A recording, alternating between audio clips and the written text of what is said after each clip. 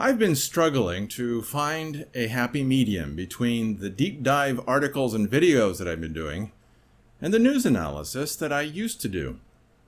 Both are needed, but there are only so many hours in the day to do something like this. Hopefully, this represents the happy medium that I found. We'll see. Anyway, the events that we see now will lead to complete collapse of civilization as we know it. Teotihuacan. And you need to put each of these events into a proper perspective of that collapse. You need to recognize that you are seeing what you are seeing in today's headlines. So let's look at those headlines. Welcome to the Shockcast. I'm John Little, recording on a warm Tainan evening on Saturday, May 9th, 2020. Before going on, hit subscribe and click that bell to receive notification when the next Shockcast happens. And if you like what you hear, hit that like button. All of that really helps get visibility for Omega Shock and the Shockcast, and if you didn't like it, well, you know what to do. And if you want to keep Omega Shock alive with a donation, there's a link below that will help you do that, and I'm deeply, from the heart, grateful for all the prayers and donations that have come in. You are keeping Omega Shock alive, and I am thankful. Also, subscribe to the Shock Letter and receive my articles in your inbox at theshockletter.com. You can also find my posts on Facebook and Twitter. I have 2 books that you can read for free. They're called When Jacob Returns and Ezekiel's Fire. And you can find links for all of that below. Now, let's get back to today's topic. The Weekend Shockcast for June 9th, 2020. Last week, the missus and I moved. The demonic oppression next door from the temple next door had gotten too much. And it was time to find a place with fewer demons nearby. Yes, demons, I kid you not. I wasn't aware, as Mrs. Little was, of what was happening because I can't speak more than just a few words of Chinese. But she understood what they were saying and the significance of what they were saying. Well, I did not. I guess that you really can be blessed by not knowing what people say. So we moved because Mrs. Little needed to. But having done that move, I have come to realize that I needed also to move. The new place doesn't suffer from the same amount of dark, evil oppression, and I can feel it. So I needed this move too, but didn't know it. So I guess that I need to take back all the grumpy grumbles that I afflicted Mrs. Little with as we did this move. Of course, she knows that every move is hard on me, so she cuts me a lot of slack when we do something like this. But the missus is going to get some extra hugs from me to try and make up for my grumpiness. The other interesting thing is that you can really get used to having demons around, to the point where you don't notice them anymore. But that's a story for another time. On the plus side, I do have a family of sparrows that have taken up residence not far from my window in our new place. Mr. Sparrow likes to stand outside and chirp at me and anyone else who gets too close. He's not the smartest fellow in the world, but he's one of the good guys. Chirpy sparrows are a great improvement over the demons that were being worshipped near the old place. All of that might be reason why I've been inspired to try and restart my weekend review of important articles that I've seen and why they are important. I was sorry to give that up a couple years ago because some of these articles that I see every day are important. So important that you need to see them too. So I'm going to try and get back to doing that again. Lord willing, in the future, this weekly review of important articles will go out every Saturday morning, U.S. time. So let's get into it, starting with the most essential links. Number 1 is titled 2032, How Do We Start Approach Uncharted Waters? Armstrong Economics. This quote at the end of this short post is startling from Martin Armstrong. Quote, "Make sure you buy 1 year's worth of food cans. If you have the space to do vertical farming, it might come in handy in the years ahead." Close quote. I have never heard Martin Armstrong say anything like this, ever. This is completely without precedent, and I've been reading his stuff for years. Please, Let this be the alarm bell that gets you started in preparing for the difficult days ahead. Food is going to be expensive. So for the canned foods that you buy or normally consume, buy lots of extra and keep buying it. Those of you in America have the luxury of relatively cheap canned goods, so buy as much as you can. For those of us in places like Taiwan, well, we'll just have to do the best that we can. And Saturday afternoon, today, Taiwan time, I saw this link as I was looking over the final links that I wanted to put into this Weekend Shockcast. The title is, Why Farmers Dump Food and Crops While Grocery Stores Run Dry and Americans Struggle. And it's from Fox News. That link will challenge you a bit to see its significance. And while I will try and help you think about this, I want you to learn to think about this for yourself. First, notice that what this article says about American society. 50% of all food goes to restaurants, hotels, and institutions. Is that natural? This demonstrates an incredible centralization of American society, and it wasn't this bad when I was growing up. Of course, the 60s and 70s were a hard time for most people, and that had a big impact on whether or not you decided to take your family to a restaurant. For my family, it was a big deal to go to McDonald's. Now, American society is so wealthy and affluent that half of all food is consumed outside of the home. Of course, that's not the whole picture, since there is a segment of society where kids starve if they can't get a school lunch. And this brings us to a talk about the poor. This disruption of the restaurant and hotel food chains means that the wealthy are showing up more often in grocery stores. The poor, who cannot afford to go to restaurants for their food, are forced to compete with the wealthy who don't mind buying up whatever they want. What happens when there are more people wanting to buy the same amount of food? The prices go up. Depending on where you are, this might not have happened yet, but it's coming. And I believe that this is why Martin Armstrong is telling people to buy canned food. Prices are going to go up. Now, there's one more aspect that you need to put into your calculations.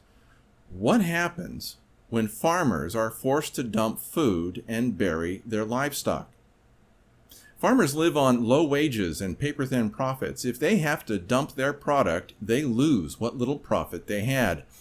Will they have enough money to buy seed to plant for next year? Will they be able to pay for the much-needed tractor repairs? Will they pay the lease on the extra 100 acres that they planted last year? More importantly, will they go out of business permanently? Add to this the financialization of agriculture. Over the decades, a complex system of futures markets, land leases, and loan agreements have arisen to help farmers produce as much food as possible. What happens when the financial system collapses with the rest of the global markets? Right, less food. Some of us could stand to have a bit less food to eat. I know that I need to lose a few kilos, but the desperately poor are going to be hit hard, as well as the less desperately poor. The core of the article focuses on how difficult it is for distribution systems to change course as things change. And the American distribution system will make the changes needed as we move into the Greatest Depression. But those changes won't happen fast enough to save the farmers that are most desperate. The damage will be permanent, and then everything will get worse. Please stock up on canned food. Then in the next link, it's titled, Elvis Was King, Ike Was President, and 116,000 Americans died in a pandemic, from AIER. The article starts out like this, quote, The year was 1957. Elvis's new movie, Jailhouse Rock, was packing the theaters. The last episode of I Love Lucy aired on television. The show, West Side Story, held tryouts in Washington, D.C., and opened on Broadway in September.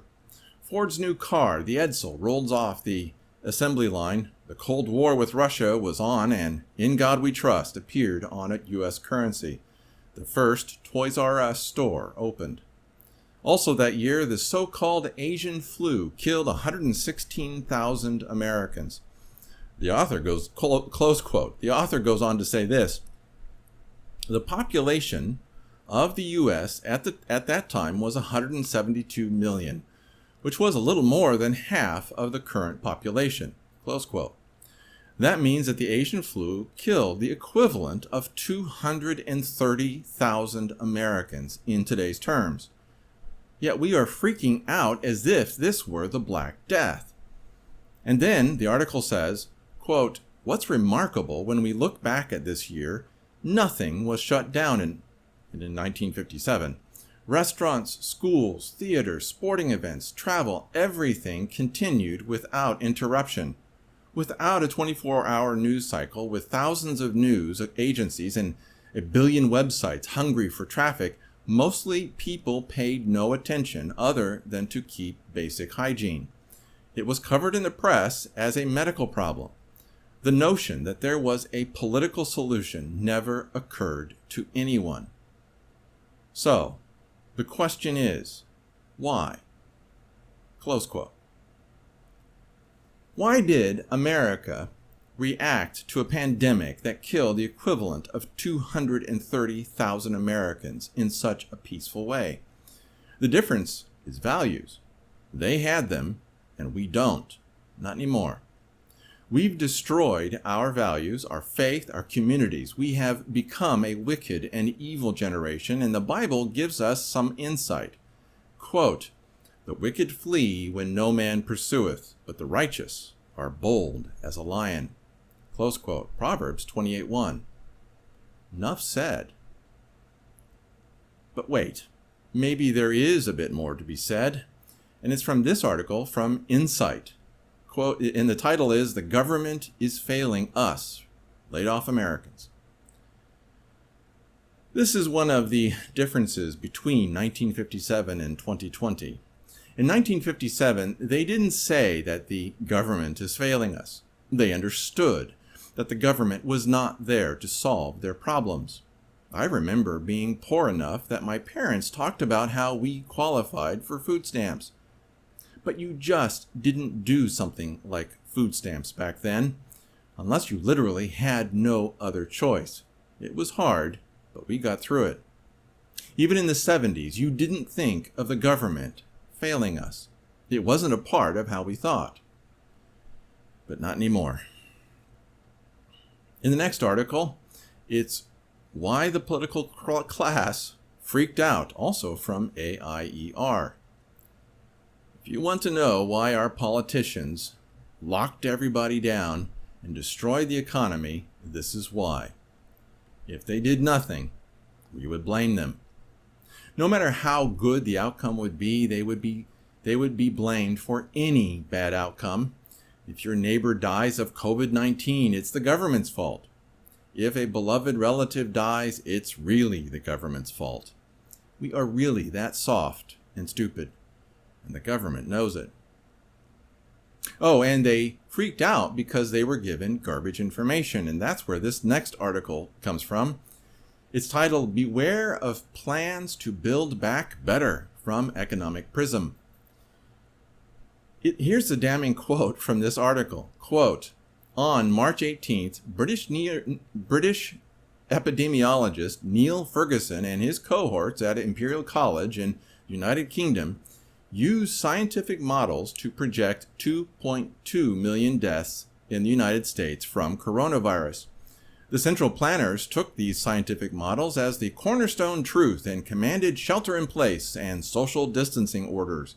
Yet it was all based on crock. For example, in 2009, one of Ferguson's models predicted 65,000 people could die from the swine flu outbreak in the UK. The final figure was below 500. And during the 2001 foot and mouth outbreak, Ferguson warned the government that 150,000 people could die. In the end, 200 people died. Similarly, Ferguson estimated a potential death toll of 200 million during the 2005 bird flu outbreak. The real number was in the low hundreds. Close quote. I'm astounded that governments keep listening to Neil the Moron Ferguson. What's the matter with them? Well, part of what's the matter lies in the title of this piece. Some politicians see this as a chance to build back better. They want to restructure the world into their own image of utopia. Beware those who seek a better world without God. Then there's this chilling aspect of this Wuhan coronavirus that few are paying attention to. And it was also Martin Armstrong who clued us into this. The title is Nurse Speaks Out That People Are Being Murdered in Hospitals from Armstrong Economics. This seems extremely legitimate and absolutely horrifying. This goes beyond mere malpractice, straight into murder. Can you imagine doctors and nurses ventilating COVID-19 patients just to make it less likely for them to spread the virus? This is utterly and absolutely sick, but it gets worse. Nurses without any training are being told to put patients on ventilators, and they aren't monitoring the ventilators properly. Do you know what happens to lungs when you put them under too much internal pressure? Right, the lungs are destroyed.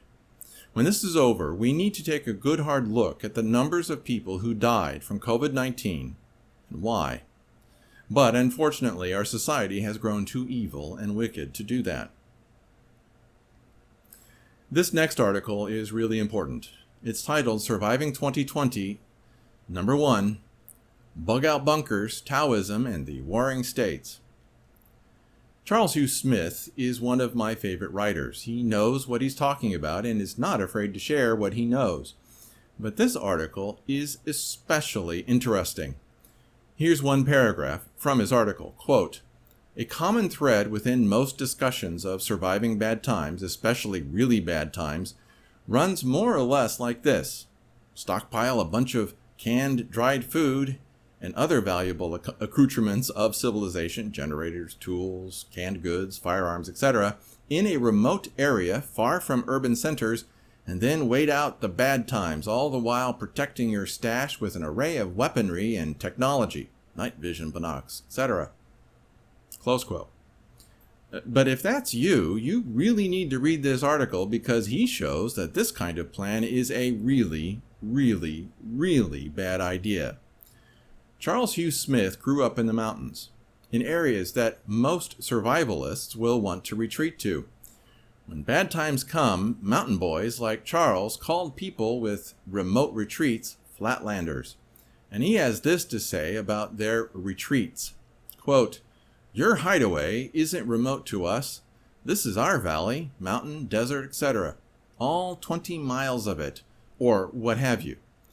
We've hiked around all the peaks because there's no reason not to, and we have a lot of energy. Fences and gates are no big deal. If you triple padlock your gate, then we'll just climb over it. And any dirt road, no matter how rough, is just an open invitation to see what's up there. Remember, if you can drive to your hideaway, so can we. Even a small pickup truck can easily drive right through most gates. Don't ask how, but I can assure you this is true. If nobody's around, we have all the time in the world to lift up or snip your barbed wire and sneak into your haven. Its remoteness makes it easy for us to poke around and explore without fear of being seen. What flatlanders think of as remote, we think of as home. If you packed in everything on your back and there was no road, then you'd have a very small hideaway, more of a tent than a cabin. You'd think it was safely hidden, but we'd eventually find it anyway because we wander all over this area, maybe hunting rabbits or climbing rocks or doing a little fishing. If there are any creeks or lakes in the area, or we'd spot the wisp of smoke rising from your fire one crisp morning, or hear your generator and wonder who's up there. We don't need much of a reason to walk miles over rough country or ride miles on our bikes. Close quote. Kids like Charles Hugh Smith used to be will find you in your stuff, and they will tell others of what they found. And if the people living on the mountain or valley that you've retreated to, if they're the kind of psychopaths that some people can be, they will come and take your stuff and kill you in the process. There actually is a better idea, and Charles gives it to you. It's called community. I've talked about that for a long time, and it's for you to be thinking about that as well. You will not survive the dark days ahead if you aren't a part of a community of people willing to help each other out. You cannot do it on your own. Just read the article and see if I'm wrong. The next link is titled, "Almost Half of Small Businesses Will Close If They Cannot Reopen Soon." That article was over a month ago. Think about the situation for small businesses now. And the next one is like it. Biblical wave of bankruptcies is about to flood the U.S., and that's from Zero Hedge. That article means that this is going to be a really bad time. Here's the last couple of sentences in that article. Quote, "And none other than the CEO of the world's biggest asset manager confirmed as much. Speaking on a call with clients, Larry Fink, who runs the $7.5 trillion, yes, trillion with a T, BlackRock. He said that bankers told him they expect a cascade of bankruptcies to hit the American economy." Close quote. And here's another one. Record 103,415,000 not in the labor force. Participation rate sinks to 47-year low from CNS News. And here's another one just like it. Companies are far more terrified than they were in 2008 from Zero Hedge. Another title is, according to a shocking new survey, 52% of small businesses expect to be out of business within 6 months. Here's another. A V-shaped recovery will not be possible. Today's job losses reflect a 40% GDP crash. Another Zero Hedge article. Then there's this one, also from Zero Hedge, a tragic record. For the first time ever, more than half of the U.S. population is not working.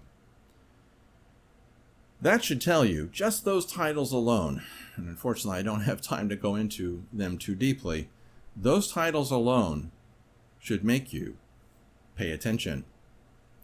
Now here are non-coronavirus news that was happening while your attention was elsewhere.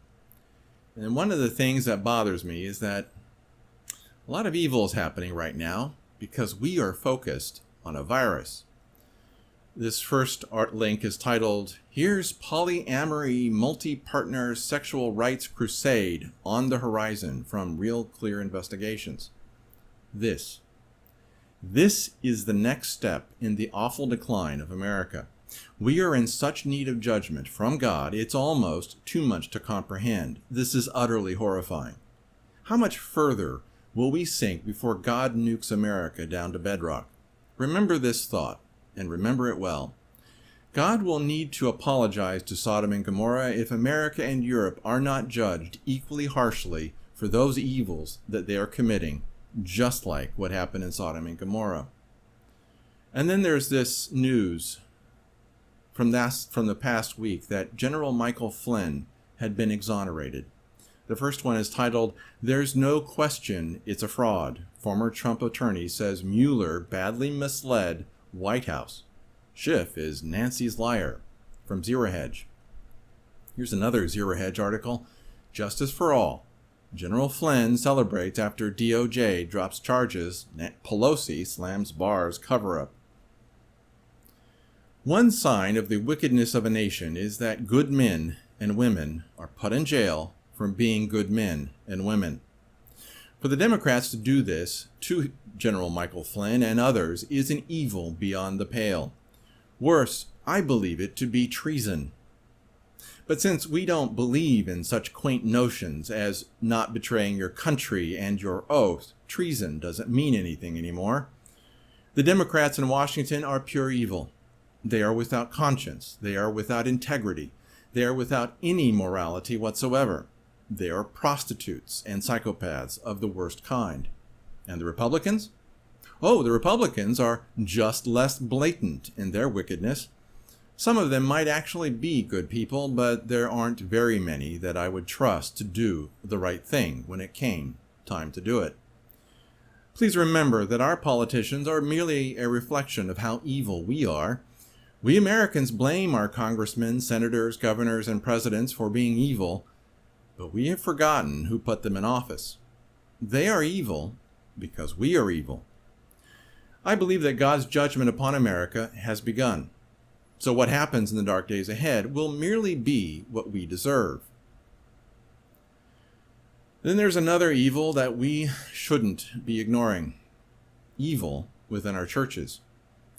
And I cannot think of too many better examples of evil within our churches than someone like Kenneth Copeland. And someone posted a bit of mockery on Imgur that is stunningly appropriate. Titled it, Demon Kenneth Copeland. Whatever you do right now, don't you stop tithing. Don't you stop sowing offerings. Well, they won't let us go to church. Well, email it in there, text to give or something, but you get your tithe in that church. If you have to go take it down there and drop it off and stick it under the door or something, you get that tithe in that church, you get that offering in that church, and then you go home and you do what we're supposed to do.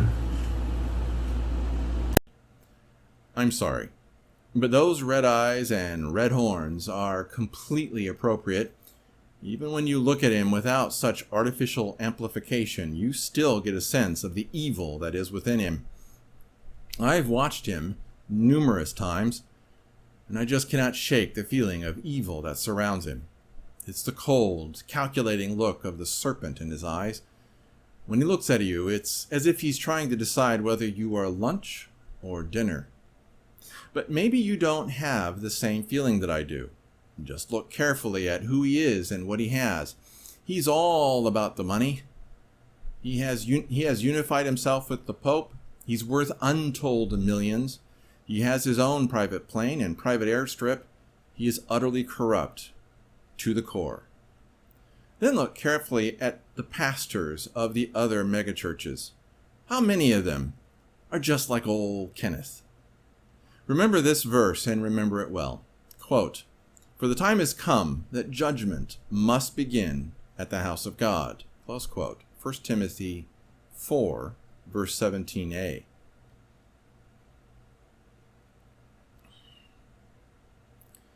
Then there's peak oil, the civilization killer.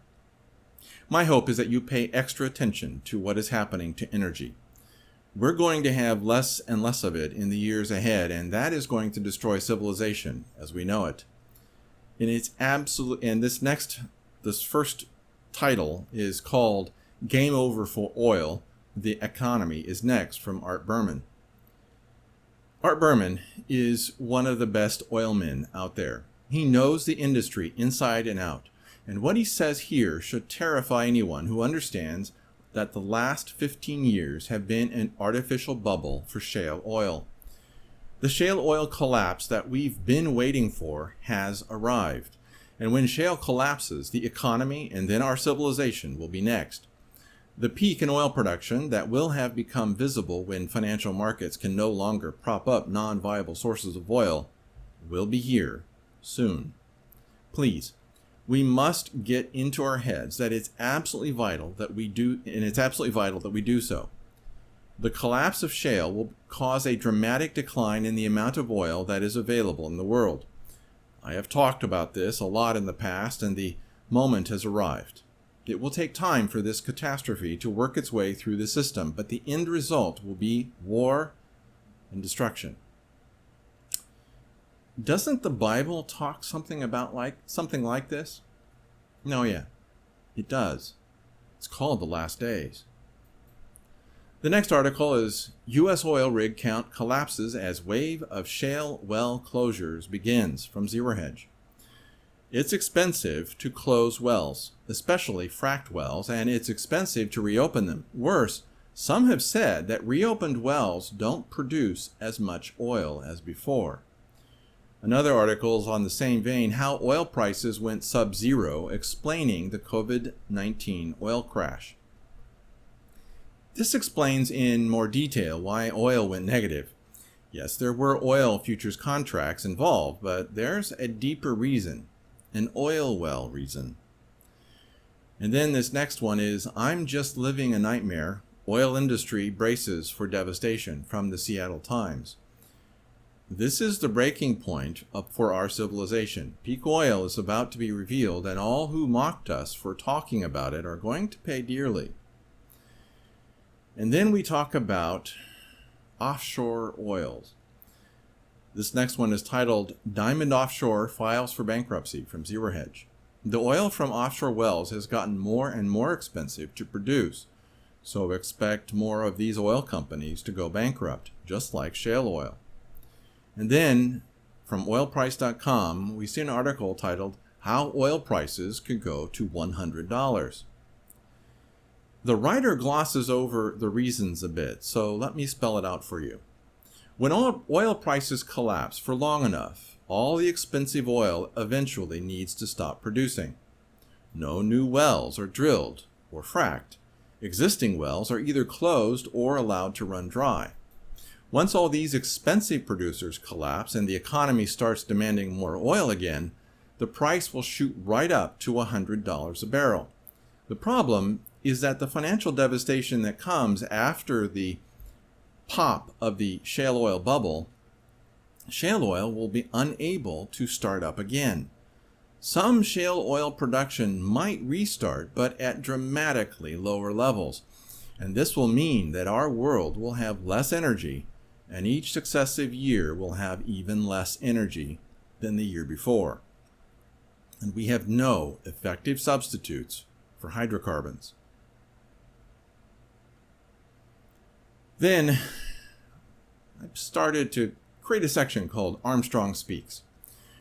Right now, I don't know of anyone who has a better grasp of what is happening right now than Martin Armstrong. And his ability to forecast the direction of events is uncanny. No one else does it better, and it's scary to see what he is forecasting. And it's scary to see that his forecasting is agreeing with Bible prophecy. So, I can only give you the titles of some of those that I've seen. One is Fauci knew since 2005 that the malaria drug can even cure coronaviruses, and conflicts of interest abound. How to stop Bill Gates. We need everyone to write now. It's a good idea, but I don't think it'll be enough. Gates admits 700,000 people may die from his vaccine. Senator Burr and family sell market one day after high, February 13th. 60 Minutes interview of Paul Allen, partner of Bill Gates. Professor Knut Witkowski, update interview. And that guy's a good one. You need to watch that one. YouTube exposing the real Bill Gates. The press will never report. These are all articles from, I probably shouldn't read all of them. The Corona Crisis update. Anyway, there's a lot there. I really didn't have time to get to them today. And then back to looking at the Wuhan coronavirus. We have a couple of links there. So let's go back and look at a few links about the Wuhan coronavirus. This one is titled, Leading German Virologist, COVID-19 Less Deadly Than We Thought, from 21st Century Wire. And why are we not shocked about this? Because, anyway. Next one, titled, Professor, Economic Impact of Lockdown Will Cause More Deaths Than Coronavirus, from Summit News. And this is the thing that I've been screaming about. Our response to COVID-19 will do far, far more damage than the disease itself. And then we get to a comment from a reader of Omega Shock. Omega Shock gets great comments and questions, and I've been really blessed by all the input, and readers often give me a view of what's happening on the ground that I can't get since I'm in Taiwan. And a reader who goes by the moniker DRG left this excellent comment from my post, Learning Wisdom, Why the Wuhan Coronavirus is Not a Bioweapon. So here's what DRG had to say, quote, I was at the grocery store today and the National Enquirer headlines were screaming, Coronavirus is a Chinese bioweapon. Exclamation point. I don't believe that, but millions of unthinking knee-jerk emotional reactionaries do, which gives me a peculiar glee in contemplating how the CCP must be enjoying the fruits of their incompetence. If only it were possible to embarrass our own incompetent government, but they are so far beyond rational behavior I have no words. Beyond shame or any concept of it. They have pushed the world into mass starvation, and they don't even care. They are so stupid or arrogant that they think this somehow will not affect them. Once you have plowed under your crops and slaughtered all your livestock and dumped them in a landfill, no amount of helicopter money will make them reappear. It astonishes me that none of the powers that be seem to get that. Even Martin Armstrong, who surely must be worth multiple billions, understands that you cannot eat money, not even his own, and is urging people to stock up on at least a year's worth of food in cans. He always specifies cans. Things might get so chaotic that even our power supply cannot be taken for granted. Here in the entitled states of America, the grocery stores are beginning to announce limits on meat purchases because of the meat shortage, which was previously not openly acknowledged. Articles would say that we have reserves in freezers, but if examined closely, the facts are that it's only a week or two of supply at most. That was a week or two ago when I read that. Now I am seeing these announcements from the stores. I know I will suffer right along with everyone else, but I can't help wondering what will happen when the inevitable results come home to roost and everyone has to face them. All you people who refused to go to work at the meat processing plants and protested and got them shut down, and the unions that made it all but impossible to reopen, is starvation better than taking a risk no worse than going to the now half-empty grocery store along with everyone else? Are you glad to stay home and no longer have a job or health insurance or unemployment, and the rest of all this being that you and your family have next to nothing to eat? The dairy farmers had to dump their milk. The egg farmers had to slaughter the chickens that laid the eggs because without a market for their eggs, they had no money to feed the chickens. And there were not meat processing plants available to make use of all this. So all those egg-laying hens went into a landfill along with all those millions of hogs. There's a little more flexibility with cattle, but not much. And do not tell me about the unacceptable risk.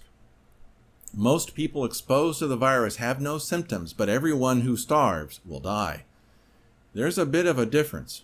I'm a nurse and have been taking care of coronavirus patients for the past 3 weeks full-time. They are young, and the worst symptom any of them have had is a slight temperature. Many more in the same facility are positive but have no symptoms at all. How about if I quit going to work?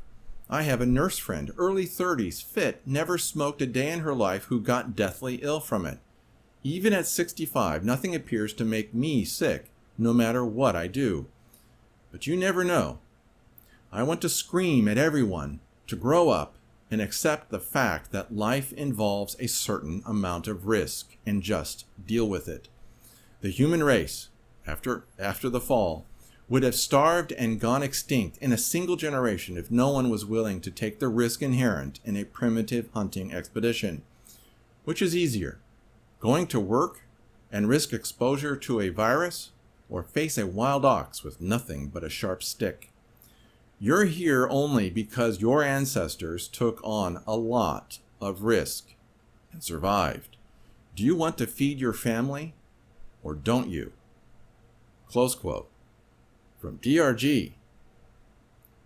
Over the years, DRG has consistently left extremely insightful comments, and if she decided to write articles, I would certainly be publishing links to them, or just publishing them outright.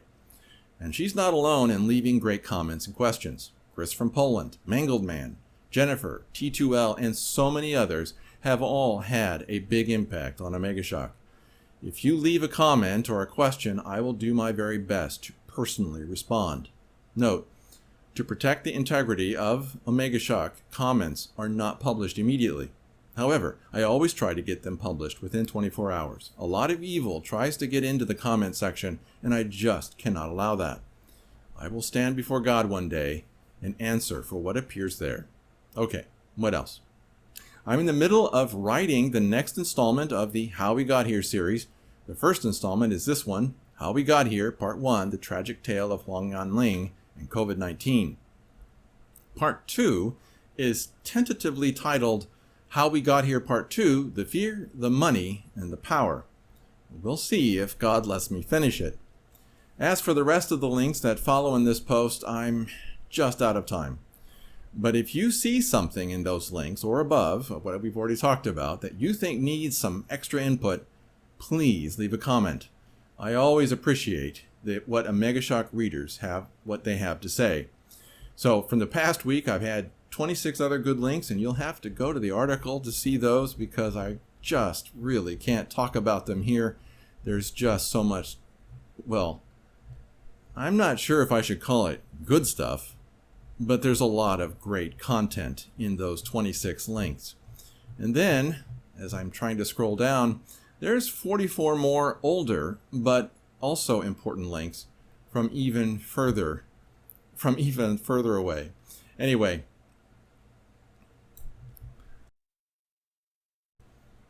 that's it for this Shockcast. If you appreciated this video, hit like. Then hit subscribe and that little bell. Also, leave a comment. I look forward to seeing what you have to say about what was said here. Your input is truly welcome. Again, if you want to help keep Omega Shock and the Shockcast alive, there's a link below that can help you do that. You can also get my articles and updates in your inbox through the Shock Letter at theshockletter.com and read my books for free, When Jacob Returns and Ezekiel's Fire. They just might save your life.